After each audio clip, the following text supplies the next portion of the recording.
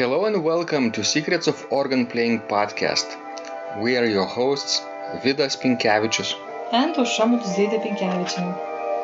We've been mastering secrets of organ playing for more than 20 years and sharing them on this blog since 2011. On this show, which we create from our home in Vilnius, Lithuania, we strive to help you grow in every area of organ playing, including practice, technique, repertoire, sight reading, hymn playing, improvisation, composition, music theory, harmony, and many others. Our hope is to help you become a complete musician, or what we call as total organist, a program which we have created to help you reach your dreams faster than you would do on your own.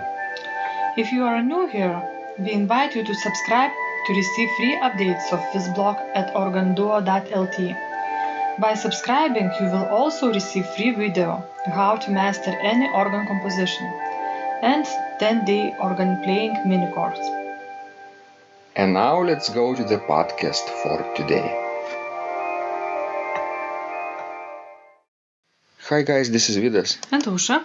Let's start episode 397 of Secrets of Organ Playing podcast.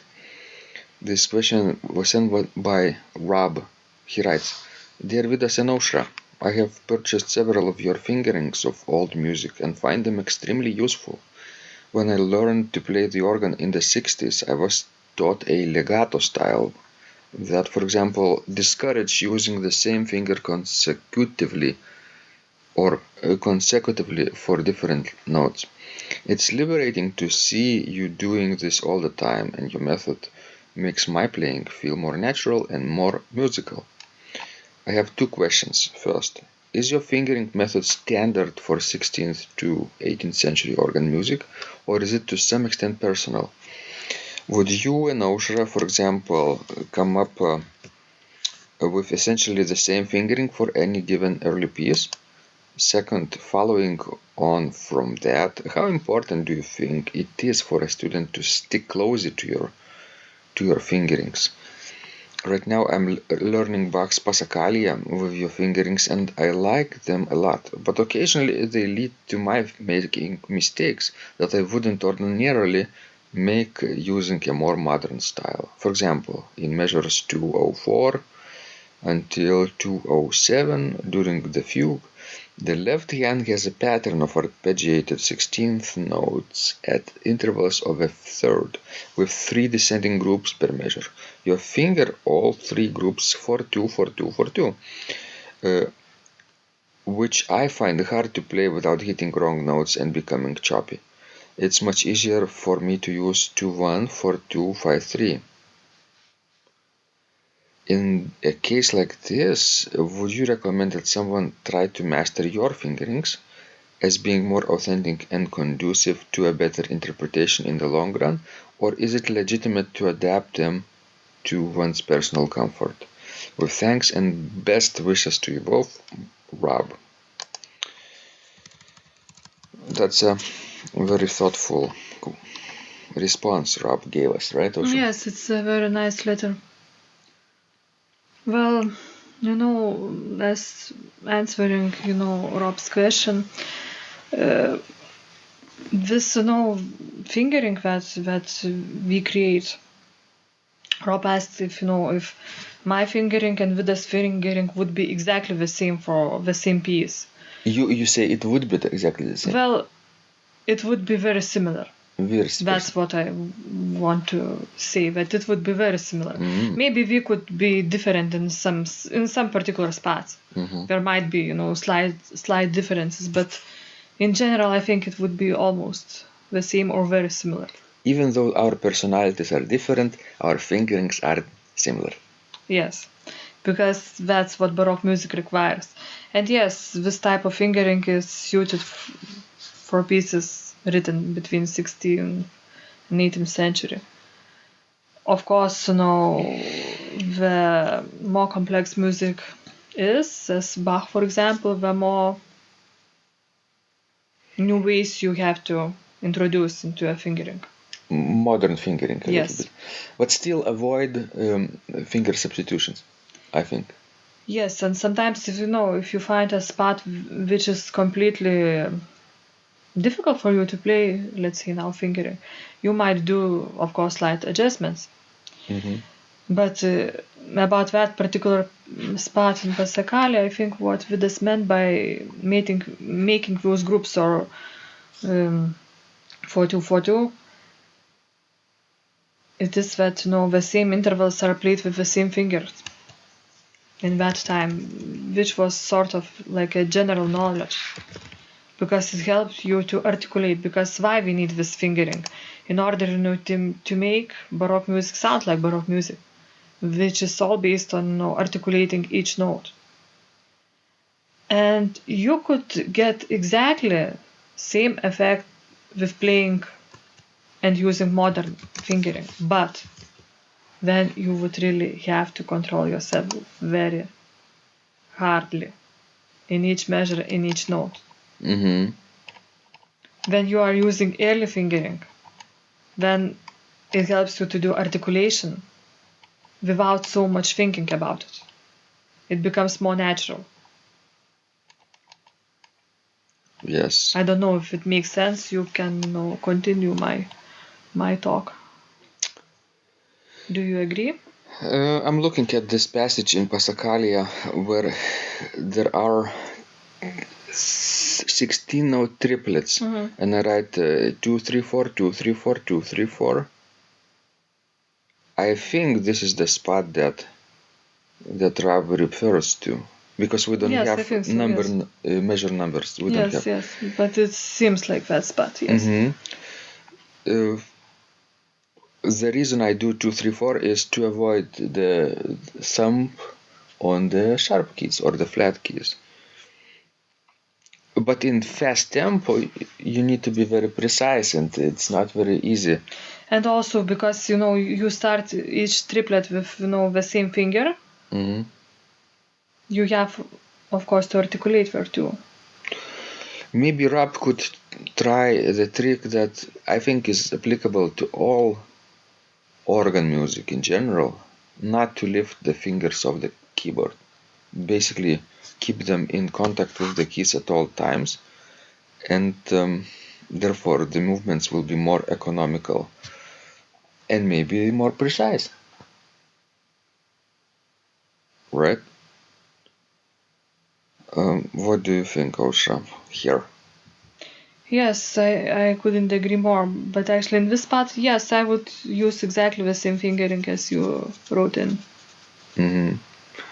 2 3 4 2 3 4 2 3 yes. 4. It's for the right hand ascending, or for the left hand descending, and vice versa. 4 3 2 4 3 2 4 3 2 for the right hand descending and left hand ascending. That's kind of natural to me, but if Rob has trouble, I think it's it's appropriate to change some things to their own hand position, but try to avoid finger substitutions. That's my point. As you said, with Bach you can add more modern fingerings because he uses modern keys and modern figures, but still. And texture sometimes is so thick that you need to use almost all fingers at the same time. But most of the time you could get away without finger substitutions. Most of the time. That's right. Yes, finger substitution in general is not a good thing in Baroque music. I encountered a few places, even in Bach, where you had to use finger substitution because the texture, as you say, was like thick. Maybe 5 voices in hands. At the end of the piece, not in the middle. In cadences where he adds extra voices. Then yes. But that's an exception, I would say. Sure, it's not a rule. Excellent. So that's the second part of Rob's question. The first part of his question asks us about if we would use the same fingering, for any early piece. I would just add that it depends on the school of composition, the geographical area, basically. If it's Spanish, it's one way. North German, it's a little bit different. Italian, different. French also should be different, because ornaments are different, right? That's right. And strong fingers are different. In one area they used 2 and 3 as the stronger fingers, and in the left hand they also used 2 and 3. But sometimes 2 and 1. 2 and 1. And yes. actually, if you are interested, you could study some of iconography related to portative organ. Mm-hmm. You know, it was very common, let's say, to paint either Saint Cecilia or angels playing portative organs. And sometimes, you know, you can see hand very closely, and you can even figure out what fingers, you know, angel or Saint Cecilia used.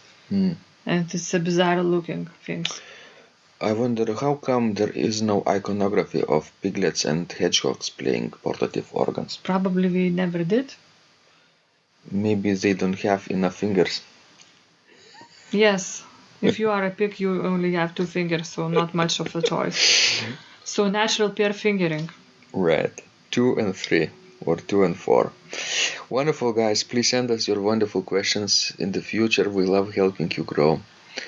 And remember, when you practice, miracles happen. This blog is supported by Total Organist, the most comprehensive organ training program online, where you will find courses for every area of organ playing, including technique, practice, sight reading, repertoire playing, hymn playing, improvisation, composition, music theory and harmony, with hundreds of scores and thousands of exercises. Here is what some of the students are saying. Hugh writes, the sight reading course has helped me tremendously. Thank you very much for your essays, courses and all your help.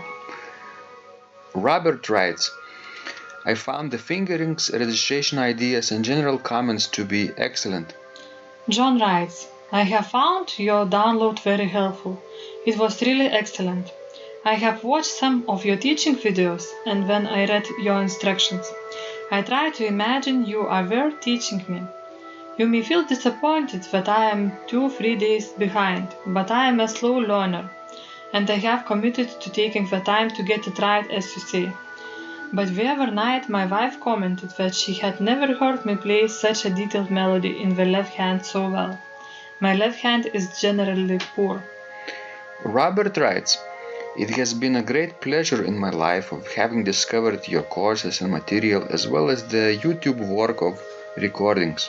You have a calm and pleasant way of teaching. Ron writes, Hi Vidas and Ausra, thank you guys.